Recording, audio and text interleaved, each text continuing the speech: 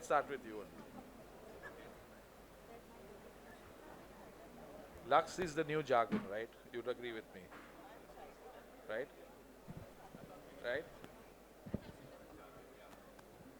What's your definition of luxury?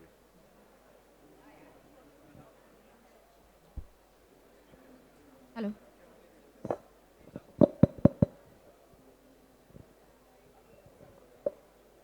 No, I got it. That was. Am I allowed to coin my own definition? Of course you can. Yeah. Of course you can. Okay.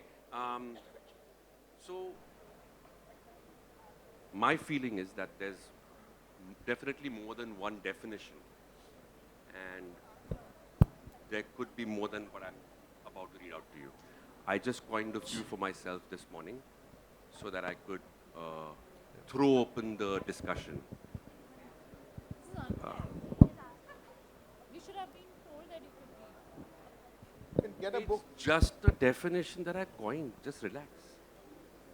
Let me start. Okay. So for me, my own perception of luxury is it's what you have. It's what you have to live with comfortably, joyfully, easily, without having to think of cost. To me, that's ultimate luxury. My own personal version of luxury.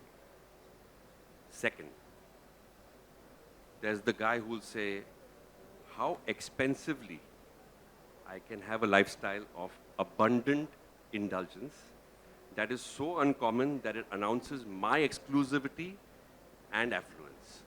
That's the second type of definition for a luxurious outlook on life. And the third, which I think probably is commonly known as, I guess, the right type of luxury, is the feeling of fulfillment of having achieved your perfect lifestyle in a holistic way. You're living in the right city, you have all the right stuff that you want, the road, the car, the art, the fine dining experience. And of course, in addition to that, whatever else you can buy for your house. Everything else has to be there available to you. That's a nice way of having a luxurious lifestyle. So that's what I thought I'd define 3 styles of luxury. I'll not read any more. Priyanka, your take on it. So for me, luxury is an experience. I think it's very difficult. Yeah, okay, hi. So for me, luxury is an experience. I think it is very difficult to commodify emotions. So, and that is why today luxury is not about expensive things or just not about expensive thing, but how you feel in a space, how a space feels to you. And for me, that authentic experience is what is luxury. So, Shravanya, just continuing from what Priyanka said, how do you see the experiential value of a space being more the driver of?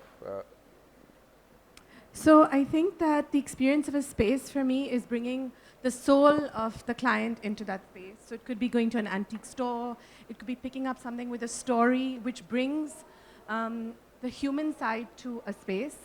And I think that in luxury design, from ancient times, it's always been aspirational, right? It's something that nobody else could get, but I have in my home. So like the Egyptians would import muslin from Bangladesh to mummify their bodies, and the really rich Egyptians would mummify their cats. And they invented glass to protect their perfumes. So for people, when they enter a space which is really luxurious, I think for them, when you're trying to project luxury, to give a client something very aspirational that nobody else could have. But in my day-to-day functioning of a client, I think, yes, functionality, ease, and I think pace is really important. I think that if I'm cold and it's freezing cold outside and I'm able to be warm in 2 minutes of entering my bed, that's luxury. If I have to wait 1 hour for that, I'm not providing my client with that truly luxurious experience. So I think it's all three. Vivek. I think luxury is complex emotion, you know, it different to different people. It's about your experiences in life. You know, sometime for somebody like in Bombay, uh, you live in the fanciest homes, but you live in a 5,000 square feet home. Perhaps getting out to an open space, being able to walk into a garden could be luxury, you know. So it's just for different people, it'll always be different things. For me, true luxury is an entitlement, and not in the sense of bringing in expensive material or expensive art or expensive any of those materials, but a simple pleasure from, like, you know, she said about muslin. So for people, a mink could be very luxurious thing, but for others, maybe in the right climate, muslin or linen could be the most luxurious thing. It's a comfort that you feel in whatever state you are, and at that point in time, whatever your emotions react to, you find yourself in a very luxurious kind of state of mind. So I think it's overall a state of mind for me. So in that sense, and Zubin, I'll address this to you. When a client comes to you and says, every client comes to you and say, I want a luxurious space. At least your clients say that. But how do you deal with the client's psychology when they say this, that I want luxury? How do you manipulate things to match with their perception of luxury? So like I said, first have to determine which of the three he is. And I'm fortunate in our firm, we've got clients who like having the first variety, which is just enough to be happy, right? That's also luxury. I mean, it is minimalistic luxury in a sense of speaking. And so our first job is to analyze which one of the three he is. Is he the guy who just wants to shout out opulence and project his image of luxury to others? Or is he looking for true luxury? Or is he really a connoisseur who wants to go and, you know, buy the fine art and have the fine crockery and cutlery? And to me, then, I think a good trick would be to know to start backwards, actually. Don't start with hard shell. That's easy to get luxurious. You just buy expensive and put it in. I think it would be nice if we could figure out a way of doing reverse design. You start with the art, you start with the crockery, you start with the linen, all the touch and feel, start with the doorknobs, and then go into selecting the expensive stuff. Otherwise, your appetite for spending reduces as the project carries You know, forward. I feel as architects and interior designers, we need to speak about luxury of spaces, you know, luxury of light, luxury of volume, luxury of space that you. I think, you know, it's very generalized to have fine crockery, fine clothes and everything. But as architects and interior designers, we need to focus on what is luxury in architecture or interiors. And I think, to me, a good view is luxury. You know, when you're staying in a hotel, you want a pool-facing room. Why do you want that? Because it makes you feel you are entitled, you know, slightly, or you're having a city-facing room. So that's the difference. You know, for different situations, different mindsets, you know, all of that happens. So I think luxury will always be an emotion that you associate with that space. And if you can provide that as architects, I think we are doing our job. Not just expensive material. That's given, you know. It's not luxurious, it is expensive. So there's a difference between luxurious and expensive. Absolutely. Yeah.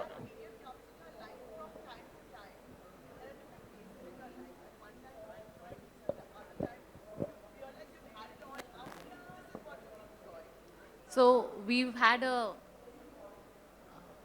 So we no, I agree with what Shirley is saying. We currently have a client who said that I don't want automation in my house. I've had it since 10 years and it's been a pain. And just refusing to have automation no matter how much we are convincing him. So for him, it's not luxury. So I think what Vivek is saying is true, that it's about what gives you comfort, where you feel right. It's not about That it's stage not in your about life. money. It's not about the you know, how expensive things are. Yeah. But I think isn't luxury about living well? Ultimately, luxury is just about living well in every way, what Zubin is saying, which is, you know, maybe a great set of, not one, multiple crockery sets, the right glassware, you know, Zalto glasses, great crockery, the right food, the right wine. a life I think well we're forgetting lived. luxury of time, which is the most No, not at important. all. I So agree. yeah. But So that, luxury of and I was time, you know, just the thinking, fact that you are yeah, all the time in that cacophony of thinking life, and if you can find that like 2 this, hours of like yeah, the so luxury that's of time that we finally get to see you, yeah. despite living in the same city and don't get to see you at all. Come on. So you know, Our luxury. We don't stay in the same city and we keep on bumping into him. That's no luxury. so so I think, you know, again, the luxury of time, luxury of space, luxury of view, luxury of comfort, you know. Now there is, in comfort there is no luxury, but luxury of comfort is an extremely important thing. The bed that you sleep in, if it is comfortable, it doesn't need to be luxurious, but as long as it is comfortable, I think that's luxury. You could be sleeping on the most expensive, Shani, you could be sleeping in the most expensive bedding of yours and you don't get sleep, there's no point. With there, Yatin, your domain now. So obviously luxury. I think we should have had a round table conference. You know, I think that would have been. So I think luxury cuts across different areas, right? Be it from space to materiality to who you sleep with, to what you're sleeping on, uh, who's sleeping on you, food, Who are you sleeping? food, wine, and all of that. So, but Shavanya, let's if you can for us any project that you can talk about that you think define true luxury in your own way, or that you dealt with it and you said, Honestly, this is why luxury. are we not talking about money and luxury?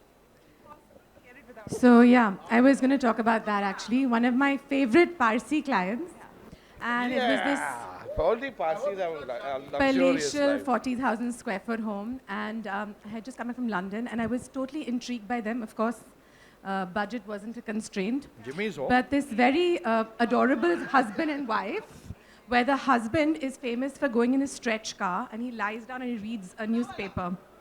No names. And so he basically wanted, in his words, I want two TVs, which is what? 2 TVs. When I sit on the chair, I'm on the TV here. Pachi, when I sleep on the bed, I'm on the TV here. And the wife is like, it will not look aesthetic.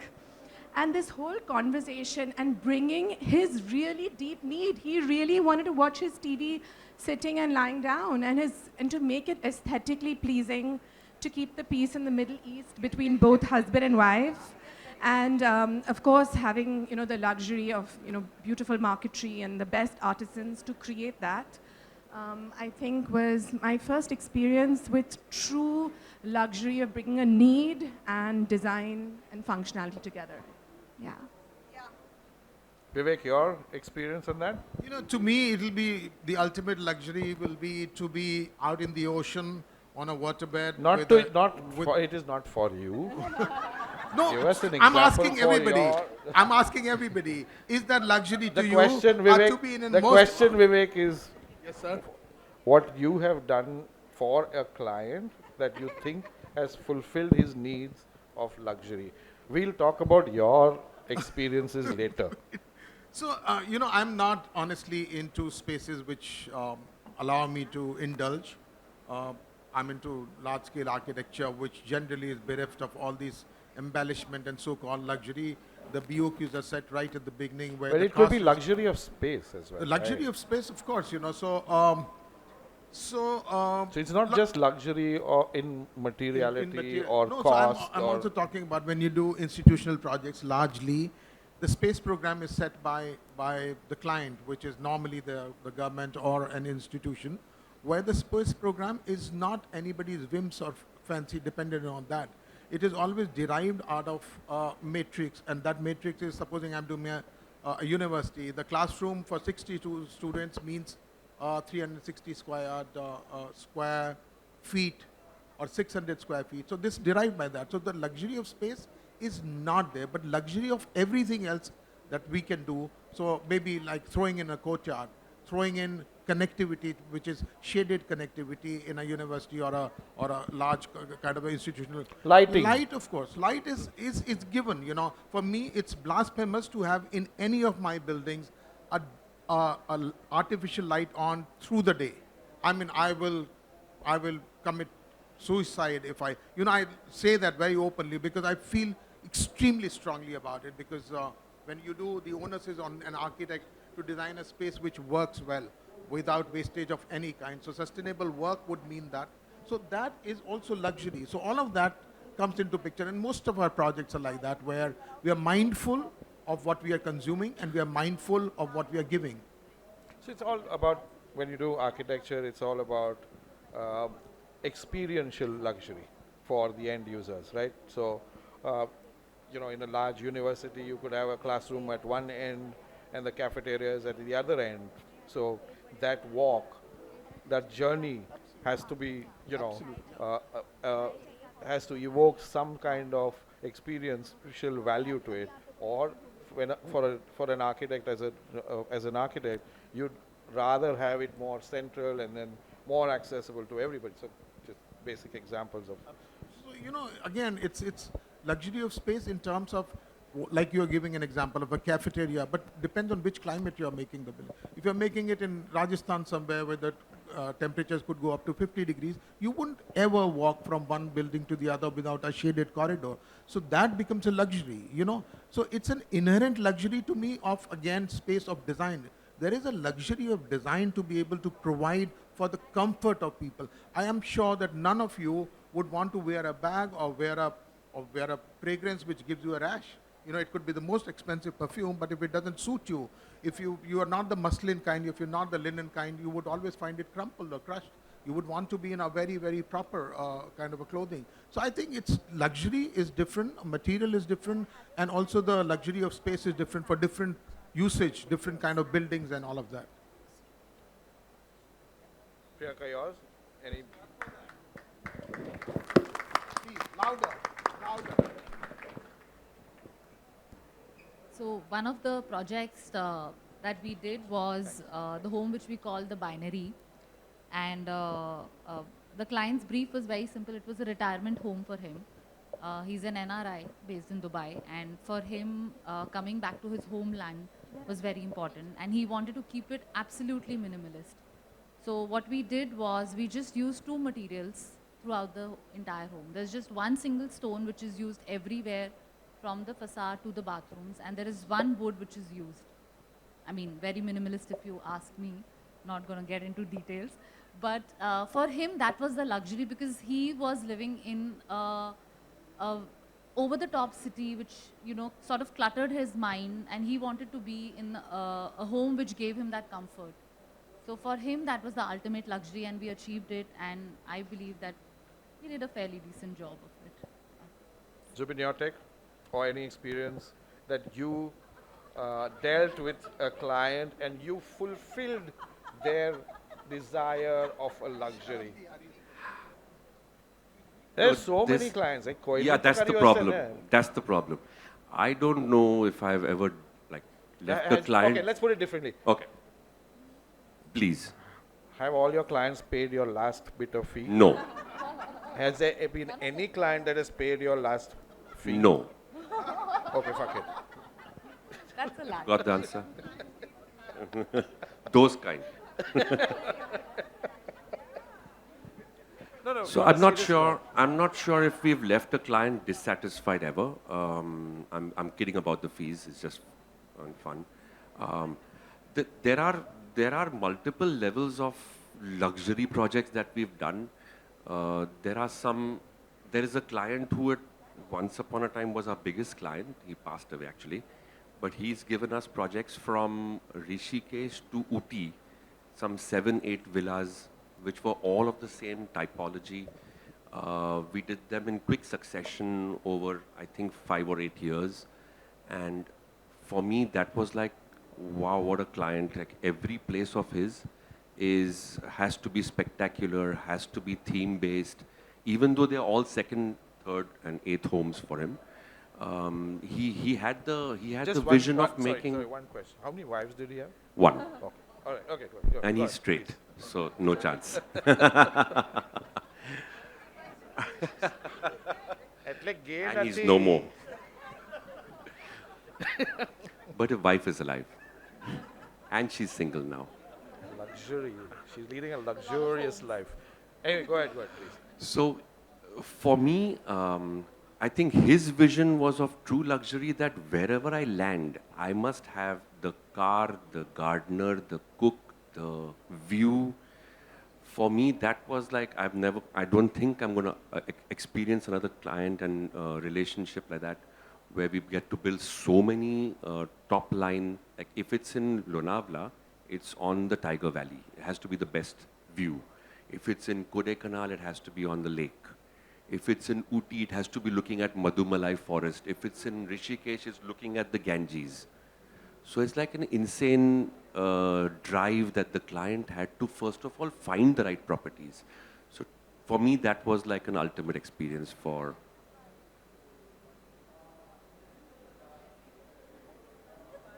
Probably. So I don't, Shani, I don't think everyone heard it. No. Should I? It's not for public consumption. It was only for me, it was not for public consumption. Give her a mic. Yeah. Or, Okay.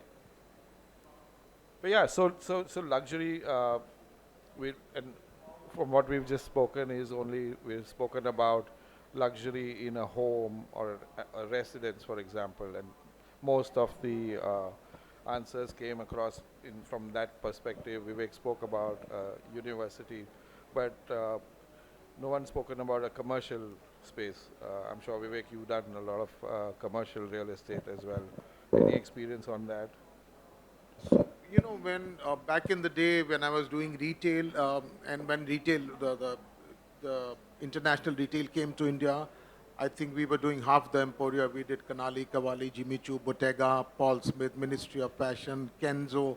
Now, you know, these were all LVMH and all those kind of brands. And I do remember that Kenzo was very fastidious. You know, those LVMH people, they have their own in-house architects and everybody. And I do remember Kenzo used to have this flower, you know, that, and that I'm not always good with numbers, but I think each flower, because it had to be imported from Italy, was costing us back in the day. I think this is 2006, something like 1,80,000 rupees or something. One POP flower, and that Alexander Fung, I will never forget him. He was a Malaysian Chinese guy, and he was like a very architect who was like stern about what he wanted. And I told him it's irrational to buy or do a POP flower imported from Italy for 185,000 rupees, and I can get it done here in India for maybe not even 8,500 rupees. Or it was a large size though. And so they were, you know, sometimes this luxury, which is an extravagance because of your entitlement, because you're sitting in LVMH and you think you're entitled to demand and then extract things out of people. I think that's a misnomer. And that's what's happening in today, the luxury segment, that, you know, certain bags are being sold in Hermes or LV where, you know, you can't walk in and you can't buy that bag. You need to be on that list to be able to do that. So I think deprivement has become sometimes of, you know, depriving people in a very emotional manner has become to show them that this is luxury. And that is a very dangerous trend, I think.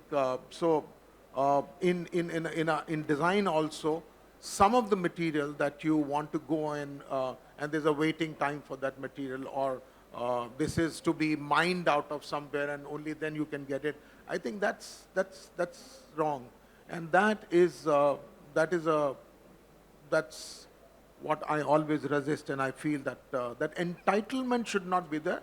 A choice should be there for everything, you know, in any luxury, or luxury of space or material or something like that. Sure, and actually the Indian real estate market is going through that phase where post-pandemic everyone realized that from a space perspective, everyone wants larger homes. They want the luxury of space because they lived through the pandemic into smaller homes, and now the demand for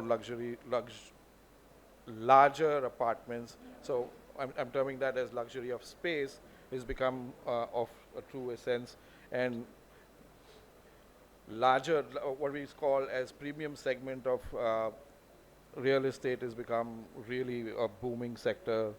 all across the country and in all geographies. So we as architects, we are blessed to be at the right But time. you know, doing deprivation doing that. you know, we in Delhi know that certain apartments, which is camellias, Iram is doing some 20 of those, which started post-pandemic at 35 to 45 crores, are selling for 100 and 120 crores today. Can you imagine the same view, same size, same apartment? Nothing has changed. That's a But it's demand. That's a no, demand. no, That's a it's demand. not That's a demand. demand. It's deprivation. You feel deprived if you don't want, if you don't get it. So that entitlement that people want by owning one camellias is, I think, that it's a misconceived perception of luxury to me. Vivek, did you just try to tell Bombay walas about per square foot rate? क्या कर रहा है यार? Your apartment would probably be 10,000 square foot. Here we pay that much for 5,000 maybe. What you pay at Camellias will get in Dombivli.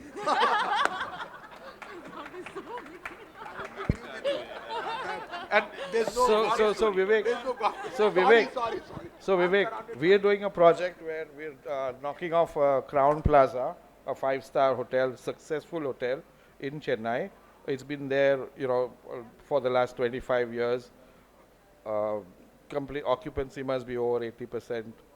We're knocking that off to do a super luxury project, and there the smallest apartment is being sold at 50 to 60 crores. And I was sitting with the client and said, he showed me an SMS. He said, I sold one for 50 crores yesterday. It was one guy, and he says, here, look at this SMS. The guy is pleading that, can you please give my brother also one more? I've convinced him to buy one more. At 60. So, I mean, so Camellias is... Oh, call her down now. We are from a lesser city. But yeah, this is interesting, but thank you very much, guys, for being here. I think we'll come to Hyderabad later. But thank you all. We're running out of time, and I have to catch a boat, and I still have one more session to go. Thank you, everyone.